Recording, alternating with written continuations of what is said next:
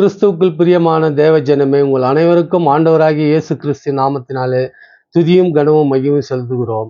இன்றைக்கு தியானிக்கு போகின்ற வசனம் உபாகமம் 5ஆம் அதிகாரம் 16ஆம் வசனம்.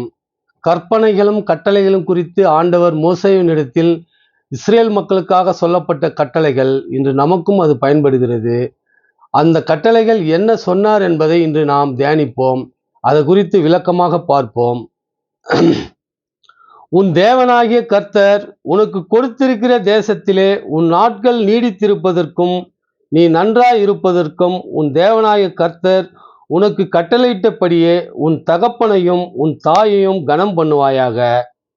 கொலை செய்யாதிருப்பாயாக, விபச்சாரம் செய்யாதிருப்பாயாக, களவு செய்யாதிருப்பாயாக, பிறனுக்கு விரோதமாக பொய்சாட்சி சொல்லாதிருப்பாயாக, பிறனுடைய மனைவியை இச்சையாதிருப்பாயாக, பிறனுடைய வீட்டையும் அவனுடைய நிலத்தையும் அவனுடைய வேலைக்காரனையும் அவனுடைய வேலைக்காரரையும் அவனுடைய எருதையும் அவனுடைய கழுதையும் பின்னும் பிறனுக்கு யாதொன்றையும் இச்சையாதிருப்பாயாக என்றார். இதுதான் ஆண்டவர் மோசேயின் மூலமாக இஸ்ரேல் மக்களுக்காக கொடுக்கப்பட்ட கட்டளைகளும் கற்பனைகளும். கற்பனைகள் என்ற தலைப்பிலே இந்த வசனத்தை நாம் தியானிப்போம். கற்பனைகள், ஆண்டவர் இத்தனை கற்பனைகளை கட்டளையை கொடுத்து இஸ்ரேல் மக்களை மோசேயின் மூலமாக வழிநடத்தி வந்தார். இப்போது நமக்கு புதிய ஏற்பாட்டின் காலத்திலும் இந்த கட்டளைகளை 2-3 கட்டளையாக சுருக்கி கொடுத்திருக்கிறார். நாம் இந்த கட்டளைகள் மூலம் இன்று பயணிப்போமானால், ஆண்டவருடைய அந்த வார்த்தைகளின்படி நடப்போமானால், நாம் ஆண்டவருடைய பரலோக ராஜ்யத்தில் பிரவேசிப்போம். அதுபோல் இந்த கட்டளைகளை இன்று நமக்கு புதிய ஏற்பாட்டின் காலத்திலே எப்படி சொல்லப்பட்டிருக்குது என்றால், பிள்ளைகளே, உங்கள் பெற்றோருக்குள் கர்த்தருக்குள் கீழ்ப்படிந்து இது நியாயம், உனக்கு நன்மை உண்டாயிருப்பதற்கும் பூமியிலே வாழ்நாள் நீடித்திருப்பதற்கும் உன் தகப்பனையும் உன் தாயையும் கனம் பண்ணுவாயாக என்பதே வாக்குத்தத்தமுள்ள முதலாம் கற்பனையாய் இருக்கிறது. அதுபோல இன்று நாம் புதிய ஏற்பாட்டு இந்த காலத்தில் நம்மளுடைய தாய் தகப்பனுக்கு கீழ்ப்படிந்து அவர்களை கனம்படுத்தி அவர்களுடைய சொல் பேச்சு கேட்டு பிள்ளைகளை நாம் வளர்க்க வேண்டும். அவர்களும் தாயினுடைய பேச்சு தகப்பனுடைய பேச்சு கேட்டு வளர்வார்களானால் கிறிஸ்துவனுடைய நீதியிலே நாம் வளர்வோம் என்பது உத்தமம். இதுபோல் வளர்ந்தால் நாம் அனைவரும் பரலோக ராஜ்யத்தில் செல்வோம். அதனால நாம் எப்பொழுதும் ஆண்டவருடைய வசனத்துக்கு கீழ்ப்படிந்து சட்டதிட்டங்களுக்கு கீழ்ப்படிந்து நடக்க வேண்டும். மோசே இஸ்ரேல் மக்கள் கொடுத்த கட்டளைகள் இன்று நமக்கு கொடுத்திருக்கிறார். அதுபோல நாம் பிள்ளைகளை சத்தியத்திலே வளர்க்க வேண்டும். ஆலயத்துக்கு வாரம் கொண்டு அவர்களை கூடவே கூட்டி சென்று சத்திய வசனங்களை ஆலயத்திலே நாம் பிள்ளைகளை கேட்க செய்ய வேண்டும். பாடல்களை பாடல் செய்ய வேண்டும். இப்படியாக நாம் செய்யும்போது குழந்தைகளை பாதுகாத்து வளர்ப்போமானால் ஆண்டவருடைய கட்டளைக்கு கீழ்ப்படிவோம். கீழ்ப்படிந்து நடப்போர்களானால் நாம் ஆண்டவருடைய கற்பனைகளையும் கட்டளைகளையும் நடந்து வாழும்போது ஆண்டவரிடத்தில் சென்று சேர்வோம் என்பதுதான். இவைகளை கற்பனையின் பொருள் என்னவென்றால், சுத்தமான இருதயத்திலும் நல் மனசாட்சியிலும் மாயமற்ற விசுவாசத்திலும் பிறக்கும் அன்பே.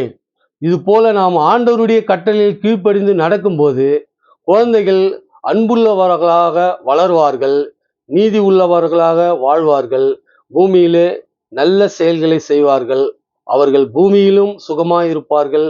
ஆண்டவருடைய இடத்தில் நாம் பரலோகம் செல்லும் போதும் அங்கேயும் சுகமாக இருப்பார்கள். பரலோகம் நம்மளை ஏற்றுக்கொள்ளும். இதனால தான் ஆண்டவருடைய கற்பனைகளையும் கட்டளைகளும் நாம் கீழ்ப்படிந்து நடக்க வேண்டும் என்று இந்த வசனத்திலே தியானிக்கிறோம். இன்று பூமியெங்கும் நம்மளுடைய ஆண்டவருடைய வசனத்தை படிதான் சட்டத்திட்டங்களும் ஏற்றப்பட்டிருக்குது. ஏனென்றால் முதலாவது உலகத்தில் இன்றைக்கு இருக்கிற சட்டங்கள் நம் தேசத்திலே மாமேதை அம்பேத்கர் ஏற்படுத்திய சட்டம்.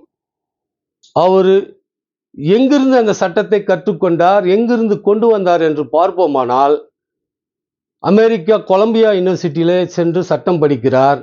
அடுத்து லண்டனிலே கேம்பிரிட்ஜ் யூனிவர்சிட்டியில் சென்று படிக்கிறார். இதுபோல் கிறிஸ்தவ நாடுகளில் சென்று சட்டங்களை படித்துதான் உலகத்தில் உள்ள நிறைய நாடுகளுடைய சட்டங்கள் இயற்றப்பட்டிருக்கிறது. அந்த வகையில்தான் அம்பேத்கரும் கிறிஸ்தவ நாடுகளில் சட்டம் படித்துதான் இங்கு நம்மளை ஆளுகிற சட்டங்களை இயற்றினார். கிறிஸ்தவ நாடுகள் என்று நான் குறிப்பிட்டு சொல்வது காரணம் என்னவென்றால், கிறிஸ்தவ வேதாகமத்தில் மோசேக்கு கொடுக்கப்பட்ட அத்தனை கட்டளைகளும் கற்பனைகளும் உடன்படிக்கைகளும் அடிப்படை கொண்டு எழுதப்பட்டு அதை சிலபஸாக மாற்றப்பட்டு அது கொலம்பியா யூனிவர்சிட்டியிலும் கேம்பிரிட்ஜ் யூனிவர்சிட்டியிலும் நம்மளுடைய வேதாகம சட்டங்களை மாத்திரமே வைத்து அவர்களுக்கு அங்கு கற்றுக் கொடுக்கப்பட்டதால் இன்று உலகம் முழுவதும் உள்ள அனைத்து சட்டங்களும் ஆண்டவராகிய இயேசு கிறிஸ்துவின் சட்டங்கள் வழியாக தான் இன்று மக்கள் ஆளப்படுகிறார்கள். அதுபோல இன்று ஆளப்படுகிற அத்தனை சட்டங்களும் ஆண்டவராகிய இயேசு கிறிஸ்து மோசேக்கு வேதாகமத்தில் கொடுக்கப்பட்ட அந்த சட்டத்தின் வழியாகவே இன்று உலகம் ஆளப்படுகிறது. ஒவ்வொரு தேசத்தில் அவர்கள் நம்ம சட்டப்படி ஆளுகிறோம் என்று சொல்லிக்கொண்டாலும் ஆனால் ஆண்டவர் சட்டம்தான் அவர்களை ஆட்சி செய்கிறது என்பதை அவர்கள் மறுக்கவும் முடியாது.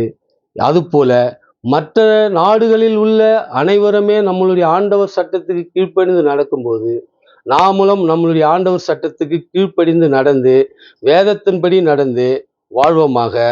எந்த கற்பனை பிரதான கற்பனை என்று கேட்டால், இயேசு அவனை நோக்கி, உன் தேவனாகிய கர்த்தரிடத்தில் உன் முழு இருதயத்தோடும் உன் முழு ஆத்மாவோடும் உன் முழு பலத்தோடும் அன்பு கூறுவாயாக, இதுவே முதலாம் பிரதான கற்பனை என்று கூறுகிறார்.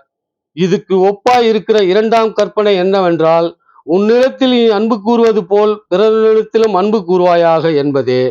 இந்த இரண்டு கற்பனைகளும் நியாயப்பிரமாணமும் முழுமையும் தீர்க்க தரிசனங்களும் அடங்கி இருக்கிறது என்றார் என்பதே ஆண்டவர் சொல்கிறார். உன்னுடைய முதலாம் கற்பனை என்னவென்றால், நீ உன் முழு இருதயத்தோடும் முழு ஆத்மாவோடும் உன் தேவனை பலத்தோடும் நீ கீழ்ப்படிவாயாக என்பதுதான். அப்படி நாம் ஆண்டவருக்கு கீழ்ப்படிந்தோமானால் இன்று நாம் இந்த பூமியிலும் சுகமாக இருப்போம், பரலோகத்திலும் சென்று ஆண்டவரிடத்தில் சுகமாக இருப்போம்.